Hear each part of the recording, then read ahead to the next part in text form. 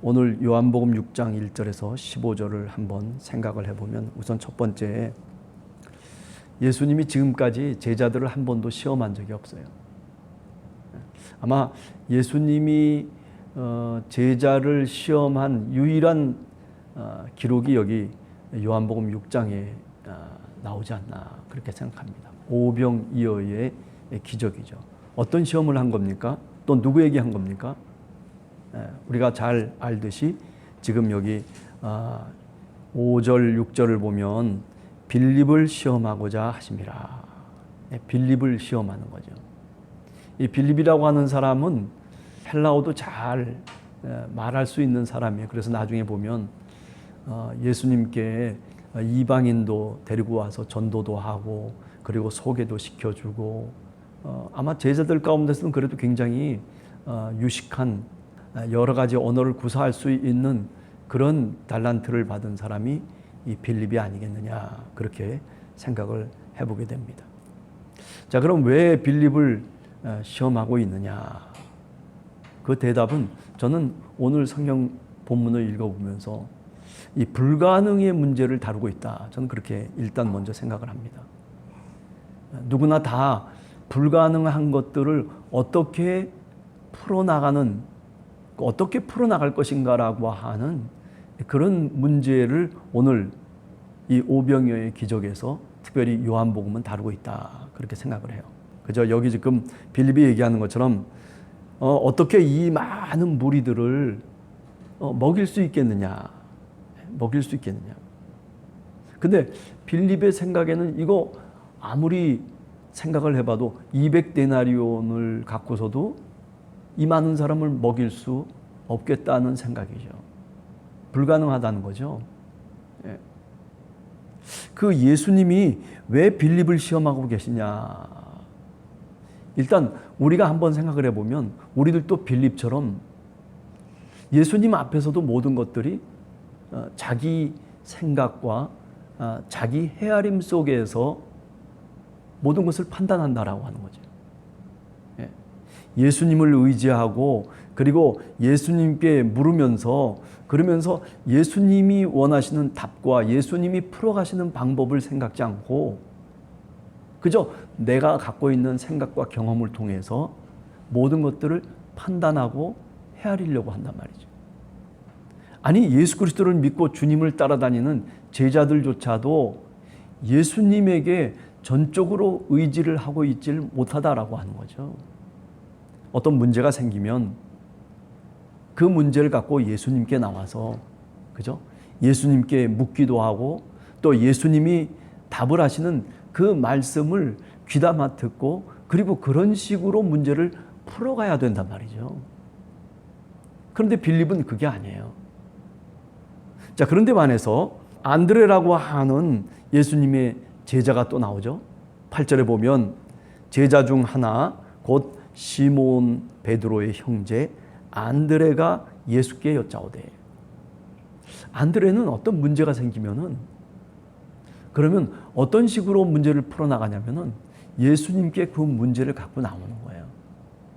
문제를 갖고 나와서 예수님께 여쭤보는 거예요. 그러니까 똑같은 주님의 제자임에도 불구하고 빌립과 안드레 이 두 사람은 굉장히 신앙의 생활에 있어서 너무나도 현격한 차이를 보이고 있다고 하는 거죠. 빌립은 자기 머리를 믿는 사람이에요. 아니 자기 머리대로 헤아릴 수 있는 사람이고 그만한 지식과 역량을 갖고 있는 사람이에요. 그런데 문제는 뭐냐면 그것을 하나님께 주님께 내놓지를 못한다는 거죠.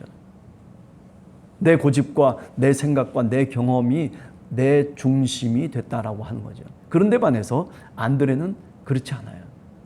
안드레는 그 답을 예수님께 문제를 내놓고 예수님이 원하시는 답으로 해결해 나가려고 하는 거예요. 아니 그게 내 생각과 다를 수도 있어요. 어떻게 문제를 풀어가 나가느냐. 답은 우선 첫 번째로는 자기 생각을 버려라 라고 하는 거죠. 자기 생각을 버려라.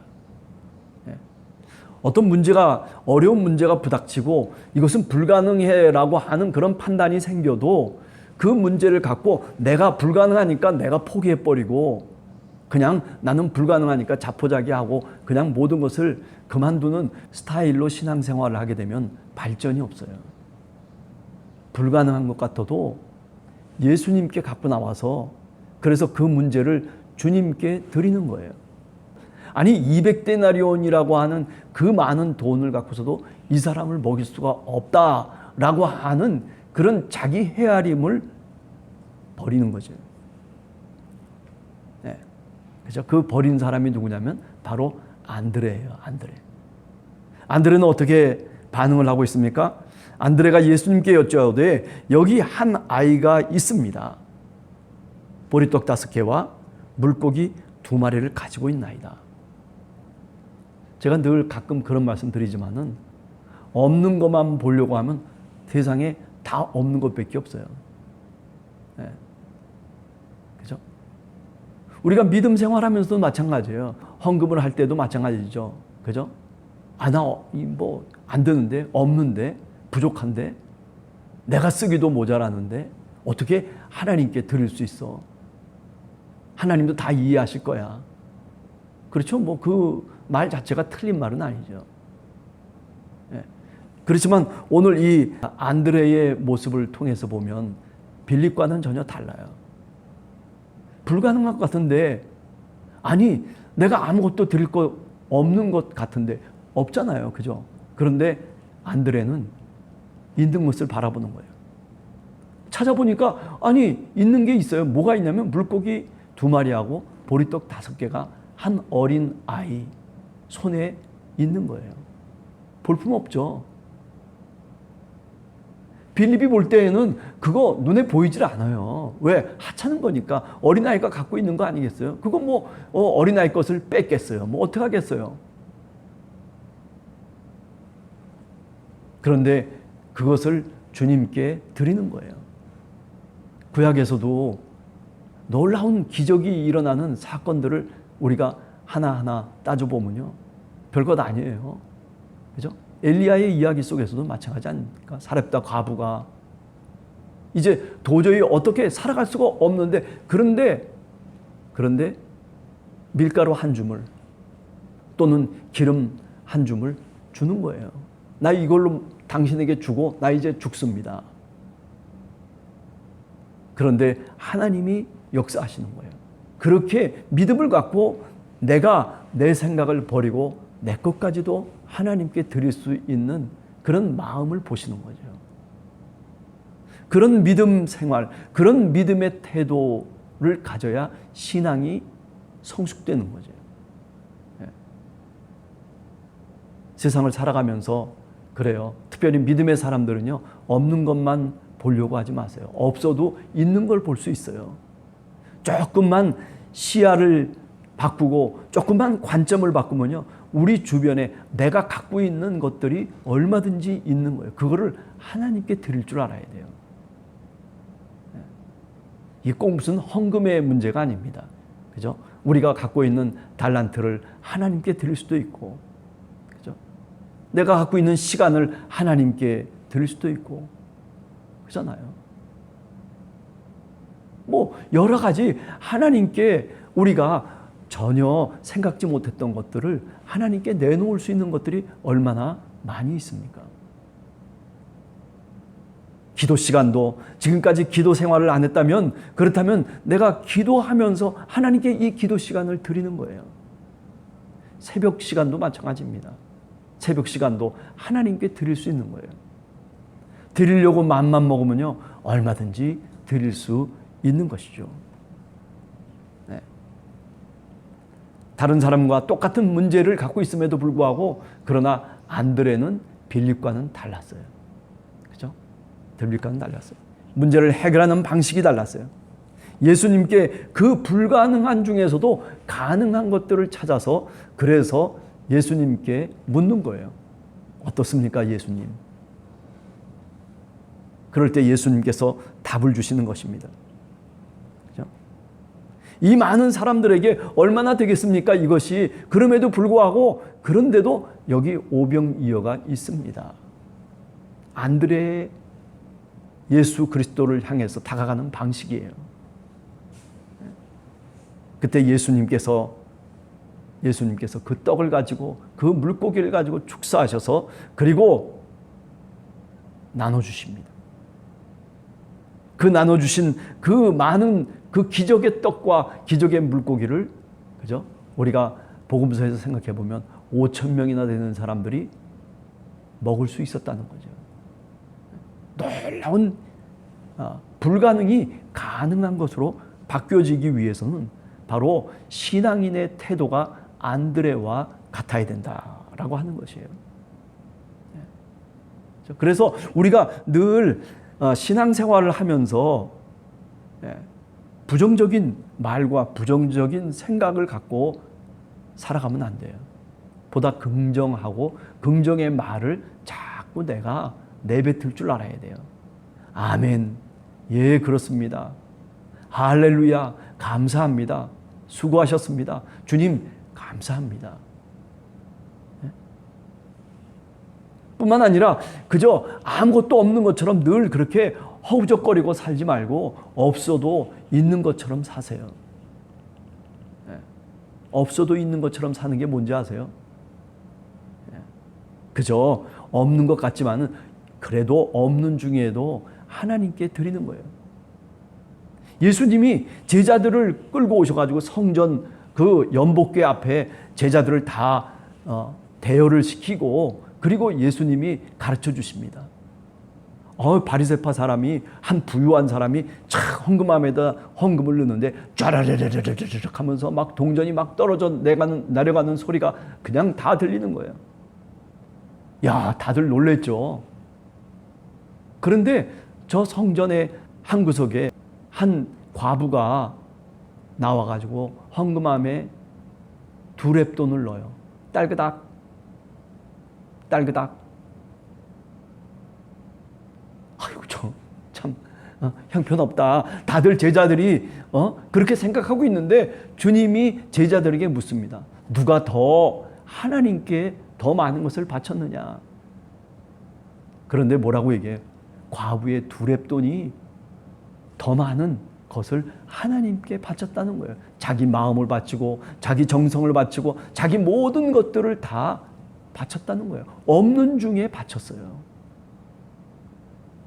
우리는 종종 이렇게 주님께 드리는 것에 인색한 사람들이 있어요. 그냥 없어도 드리세요. 없어도 하나님께 있는 것처럼 하나님께 다가오세요. 하나님께 다가가는 겁니다. 그래서 물고기 2마리 그리고 떡 5개로 그 5천 명이나 되는 사람들이 없는 가운데 놀라운 기적이 일어난 거죠. 다들 없다고, 다들 부족하다고, 아니 헤아릴 수 없다라고 생각하는 그 가운데 하나님께서 그 속에 역사하시고 개입하셔서 기적을 만들어 내신 것이죠. 어느 정도로 기적을 베풀었습니까? 11절에 보면 그들의 원대로 주셨다. 다 배부를 깨지. 그냥 그들이 원하는 데까지 주님께서 그 기적을 베풀어 주신 거지. 생각할 수 없는 일들이 벌어지는 거예요. 믿음의 삶이라고 하는 것은요, 어떤 때는 이런 기적을 우리가 경험하면서 살아가요. 여러분들이 살아오는 이 신앙의 과정 속에 과연 여러분들은 어떤 하나님이 우리에게 베푸신 기적을 우리가 경험하고 여기까지 왔는지 한번 물어보세요. 이건 하나님이 하신 일이야 라고 그렇게 생각될 수 있고 그렇게 여겨질 수 있는 그런 기적이 여러분 삶 속에 얼마나 헤아릴 수 있을까요? 나는 한 번도 그런 일이 없었어요. 여러분, 그게 자랑이 아니라 회개해야 돼요. 내가 그만큼 믿음의 삶에 있어서 주님을 의지하지 않고 살았다는 얘기입니다. 아니, 주님의 기적이 내 삶 속에서 일어나는 것을 내가 경험하지 못했다면, 그렇다면 여러분들이 다시 마음을 바꾸고 신앙의 자세를 바꿔야 되는 것이죠. 주님은 오늘도 이렇게 안드레와 같은 이런 사람들을 통해서 하나님의 기적을 일으켜 가시고 계십니다. 그들의 원대로 주님께서 주셨다. 그런데 이제 문제는 이런 겁니다. 근데 문제는 15절을 한번 보세요. 15절을. 그런데 예수께서 그들이 와서 자기를 억지로 붙들어 임금으로 삼으시려고 하는 줄 알고 다시 혼자 산으로 떠나가셨다. 문제는 이런 거예요. 그렇게 많은 것들 은혜로 받고 그리고 공짜로 얼마든지 원하는 대로 먹을 수 있었으면은 그러면은 어떻게 해야 돼요? 주님을 따라가고 주님의 뜻대로 살고 주님의 말씀에 더 경청하고 그리고 주님께 내 마음을 드려야 되는데 그런데 문제는 그런 것들이 없는 거예요.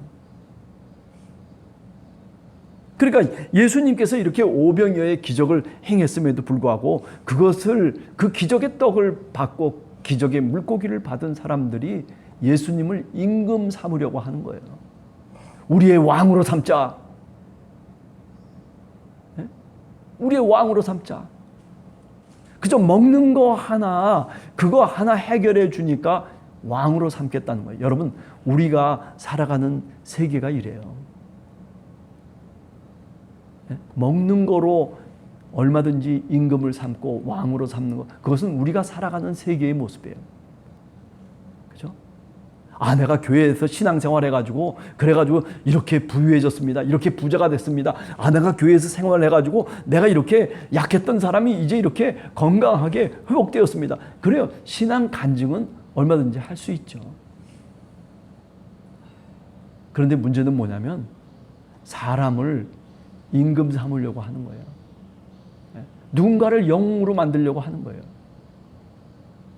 그죠? 예수님이 원하시는 것은 그게 아니잖아요. 그죠? 그래서 어떻게 됩니까? 결국 예수님이 그 사람들의 어리석음과 그리고 이해할 수 없는 그런 태도 때문에 15절에 보면 다시 혼자서 산으로 떠나가셨다. 그 많은 사람들이 몰려들고 그 많은 사람들이 자기를 임금 삼고 그리고 자기를 추앙하고 경배하고 이게 우리가 잘 알듯이 마태복음 4장 1절 이하에 나오는 그죠? 마귀의 시험 이야기 보면 성전 꼭대기에 세워서 모든 사람들이 다 볼 수 있도록 그래서 영웅으로 삼으려고 하는 그 마귀의 시험을 주님께서 어떻게 해요? 주님께서 말씀으로 물리쳐 주시는 것. 우리가 잘 알잖아요. 여기도 마찬가지예요. 이처럼 예수 그리스도는 정말 그분이 하나님의 아들이심에도 불구하고 이렇게 외로웠던 분이다. 누구 하나 내 마음을 알아줄 수 있는 사람이 없는 거예요. 그쵸? 조금만 좀 기적이 나타나고 조금만 좀 대단하면 대단한 인물인 것처럼 그렇게 사람을 추앙하고 그래가지고 또 어떤 사람들은 어떻습니까?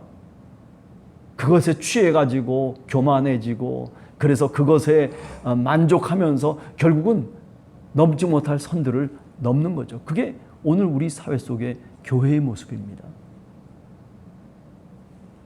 다 미약한 사람들이에요. 하나님이 하시는 일들이에요. 근데 뭘 그렇게 대단한 사람인 것처럼 자기 자신을 꾸미기도 하고 자기 자신이 그렇게 얘기도 하고 신앙의 흐트러진 모습들을 통해서 결국 어떻게 됩니까?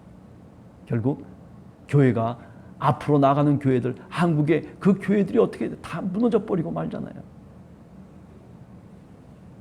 많은 사람들이 몰려들어서 대단한 것처럼 생각될지 모르지만 그러나 다시 혼자 산으로 떠나가셨다. 내 뜻과는 다르다는 얘기죠. 교회가 사람이 많고 굉장히 메어 터질 정도로 멤머스적인 교회들이 한국에 얼마나 많이 있냐 굉장히 자랑했잖아요. 그러면 그만큼 교회라고 하는 것이 세상 속에 선한 영향력을 발휘해야 됨에도 불구하고 그런데 어떻습니까? 오히려 그 반대예요. 예수님은 떠나가시는 거예요. 이게 아니라는 거죠. 그죠? 이게 아니라는 거예요. 사람들은 기적을 통해서 많은 사람들이 배고픔을, 허기짐을, 메꿈으로, 배부름으로 인해서 그래가지고 굉장한 요란스럽게 이야기도 하고 요란스러운 일들이 벌어지기도 하지만 그러나 주님은 그 자리에 없는 거예요. 혼자 어디로 가세요? 산으로 떠나셨다. 깨닫가면요, 우리의 신앙의 모습이, 우리 교회의 모습이, 우리 한 사람 한 사람의 모습이 하나님의 은혜를 받고 주님의 은혜를 받았는데 불구하고 그런데 주님과는 상관없는 그런 모습으로 살아가고 그렇게 달려가는 사람들이 많아요. 착각하는 사람들이 많단 말이죠. 오늘 우리가 하루를 살아가면서 한 번 더 오병이어의 기적을 우리 가슴 속에 한번 새겨보고 묵상을 해봅니다. 같이 기도하겠습니다.